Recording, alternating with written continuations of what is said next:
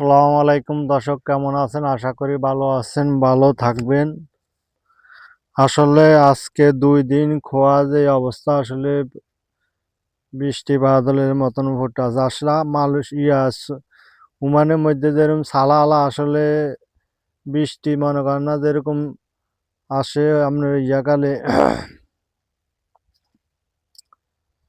ঋতু। আমরা মনে করেন না ওমান থাকলে আসলে এই বাজে যদি কিছু আসে তাহলে আমরা কইতাম কি ঋতু বা মনে করেন না এই হইতে আছে। তাহলে বাংলাদেশও এখন যে অবস্থা শুরু হয়েছে ঋতুবার মতন, শীতে মনে করেন না বহুত গাটা মনে হয় না ঠান্ডা হয়ে যাইতেছে। মানুষের যে অবস্থা এখন বিকালবেলা এরই বাড়িছিলাম করে দেখি একটু বিলের দিকে যাই দেই, এখন বিল ওয়াই দেই সব খোয়ায় যে অবস্থা দেখা যাইতে আছে। এই খোয়ার কারণে সব খালি গিনি গিনি যেরকম বৃষ্টির হুডা পরে এরকম না বৃষ্টির হুডা হয়। আসলে আমি হাত দিলে আসলে আটটা মনে করেন না ভিজে যায়। যারা আসলে আমি যদি মিশা কথা যারা মনে করেন না বিদেশে থাকেন তারা বুঝবেন, তারা ঋতুবা কয় কি রে।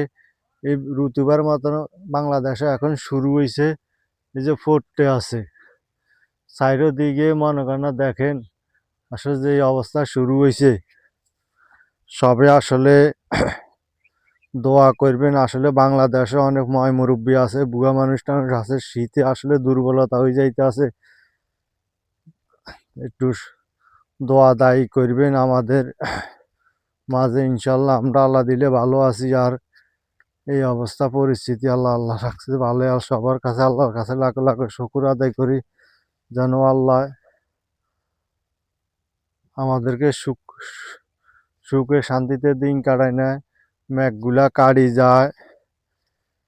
এখন এসব মনে করেন ঠান্ডা অনেকে দেখা গেছে আঙ্গ বহুত ক্ষতি হইব, অনেক সমস্যা হইতে পারে। আসলে সবাই আসলে ভিডিওটা শেয়ার করে দিবেন যারা যারা যেখানে। আমার মনে হয় পুরা বাংলাদেশে এই অবস্থা শুরু হয়েছে, বুঝছেন?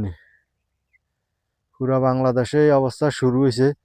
এই অবস্থা যদি শুরু না হইতো তাহলে মনে করেন না এই অবস্থা দেখা যাইতো না। দেখেন দূরের দিনে নজর করলে খোয়াল্লাই কিছু দেখা যাইতেছে। আমার মনে হয় যত সম্ভব আমাদের আসলে হালকা পাতলা যদি একটু বৃষ্টি হইতো তাহলে মেঘটা কাটি যাইতো, তাহলে ফর্সা হয়ে যাইতো, আকাশটা রোদ বান উড়ে যাইতো কিনা ইনশাল্লাহ। এই অবস্থা পরিস্থিতি।